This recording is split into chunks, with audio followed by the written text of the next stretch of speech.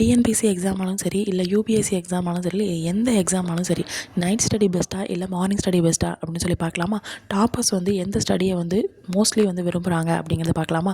So first வந்து night study நீங்கள் பார்த்தீங்க அப்படின்னா, அது வந்து உங்களுக்கு நைட்டு வந்து எல்லாம் அமைதியாக இருப்பாங்க. ஏன்னா எல்லாருமே தூங்கிடுவாங்க. ஸோ அமைதியாக இருக்கும்.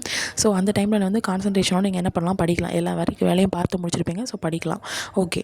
ஆனால் டிஸ்அட்வான்டேஜஸ் என்னது பார்த்தீங்க அப்படின்னா, உங்களுடைய பிரெயின் வந்து ரொம்ப டயர்ட் ஆயிரும் இல்லையா? அல்லது தூக்கம் வர மாதிரி ஒரு லெவலுக்கு மேலே ஆயிடுச்சுன்னா உங்களுக்கு தூக்கம் வர மாதிரி இருக்கும். ஸோ அது லெவலுக்கு மேலே படிக்க முடியாமல் போயிடும். ஓகேங்களா? ஸோ மார்னிங் ஸ்டடியோட அட்வான்டேஜ் பார்த்தீங்களா, மைண்ட் வந்து நல்ல தூங்கி எழுந்திரிச்சு ஃப்ரெஷ்ஷாக இருப்பீங்க. ஸோ அவங்க அப்படியே ஃப்ரெஷ்ஷாக ஆப்பிள் பழம் மாதிரி இருக்கும். ஸோ அதனால் என்ன பண்ணுவீங்க, நீங்கள் வந்து உங்களோட மெமரி பவர் வந்து அதிகமாக இருக்கும். ஸோ அதே மாதிரி பெஸ்ட்டு டைம் அப்படிங்கிறது டாப்பர்ஸ்க்கு அப்படிங்கிறது எதுவுமே கிடையாதான். ஒரு சில பேருக்கு நைட் ஸ்டடி அப்படிங்கிறது தான் பிடிக்கும். ஒரு சில பேருக்கு மார்னிங் ஸ்டடி தான் பிடிக்கும். ஸோ நைட் ஸ்டடி படித்து ஜெயிச்சவங்களும் இருக்காங்க. மார்னிங் ஸ்டடி படித்து ஜெயிச்சவங்களும் இருக்க தான் செய்கிறாங்க. உங்களுக்கு எந்த டைம் வந்து பெஸ்ட்டாக தோணுதோ, அதாவது நைட் ஸ்டடி தான் எனக்கு பெஸ்ட்டு கன்வீனியண்ட்டாக இருக்கும் அப்படின்னா நீங்கள் நைட் ஸ்டடியே பண்ணுங்கள். இல்லை மார்னிங் ஸ்டடி தான் எனக்கு பெஸ்ட்டு அப்போ தான் கரெக்டாக இருக்கும் அப்படின்னா நீங்கள் மார்னிங் ஸ்டடிக்கு பண்ணுங்கள். அண்ட் இன்னொன்று, இந்த மெத்தடை வந்து நான் சொல்லலை, ஒரு டாக்டர் வந்து சொன்னாங்க. ஸோ அதை நான் பார்த்து உங்களுக்கு யூஸ்ஃபுல்லாக இருக்கும் அப்படிங்கிறதுக்காக நான் உங்களுக்காக இதை சொன்னேன். ஓகேங்களா? Thank you so much.